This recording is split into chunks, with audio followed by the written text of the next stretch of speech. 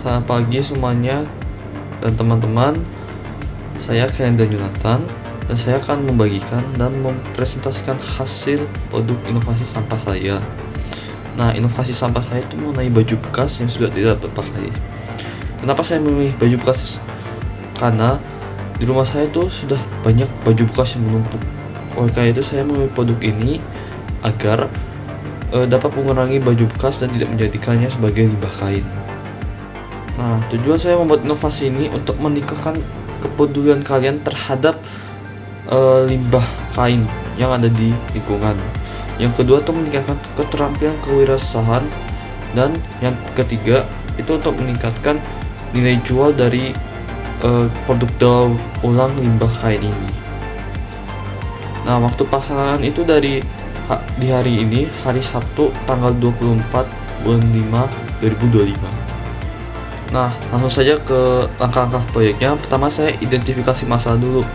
Saya mengobservasi lingkungan sekitar, dan saya mau mengobservasi perumahan saya. Nah, di perumahan saya itu dapat banyak sekali baju bekas dan kain bekas yang bertebaran di mana-mana. Nah, di situ saya mengkasihkan limbah yang ada di perumahan saya sebagai limbah anorganik. Nah, saya pelajari contoh pemanfaatan limbah ini bisa jadi apa. Oh, saya kepikiran bisa jadi tas bekas atau tas daur ulang. Nah, saya terinspirasi dari videonya Pandawa Group di mana mereka memperlihatkan pantai di Sukabumi yang nyata tuh isinya tuh limbah kain yang berasal dari pabrik industri. Nah, proses produksinya tuh gimana? Nah, pertama aku kumpulin bahan limbahnya dulu. Saya dapat bahan limbahnya tuh dari gudang rumah saya. Nah, di gudang rumah saya itu ada sekitar 10 lebih lah kira-kira. Nah, kondisinya gimana? Wah, udah gak baik banget. Ada yang kekecilan, ada yang ini, ada yang itu, pokoknya macam-macam lah kondisinya. Nah, karena itu saya harus bersihin dan olah dulu.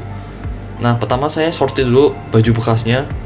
Nah, saya kategorikan mana yang lubangnya besar, mana yang lubangnya kecil, mana yang gak ada lubang sama sekali.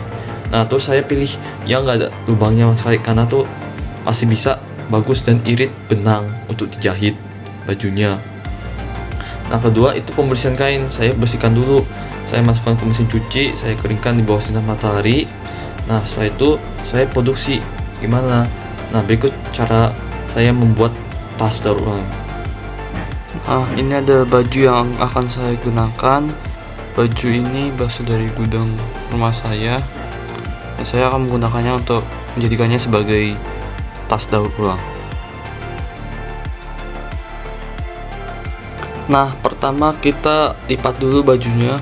Kita jadikan terbalik dulu supaya benang-benangnya kelihatan. Setelah itu saya rapikan.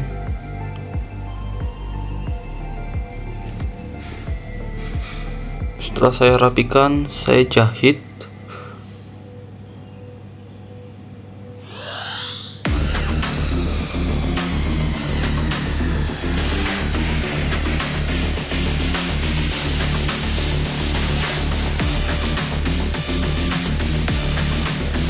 Ini adalah hasil akhirnya, dimana bagian bawah bajunya sudah dijahit semua.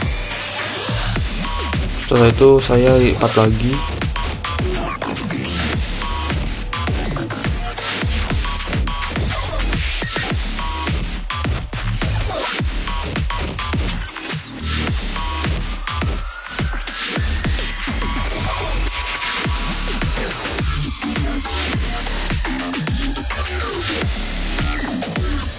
Setelah itu saya melipatnya menjadi dua bagian dan menggunting bagian kerahnya dan bagian lengannya.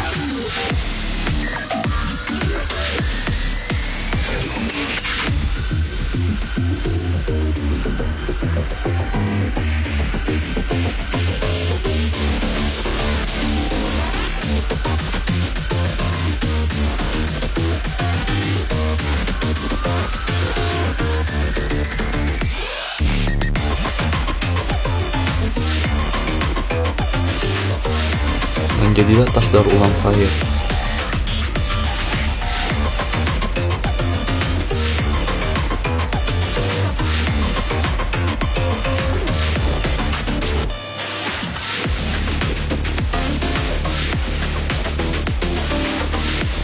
Nah, di sini saya mengujinya dengan memasukkan beberapa jeruk untuk melihat seberapa kuat jahitan ini.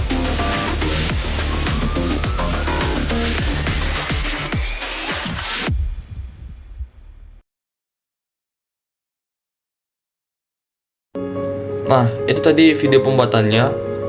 Nah, kenapa saya ambil baju di atas? Itu karena mudah dibuat dan bahannya tuh mudah digunting dan hasilnya tuh bisa langsung digunakan. Jadi nggak perlu dicuci dulu, bisa langsung digunakan. Saya uji coba dan evaluasi.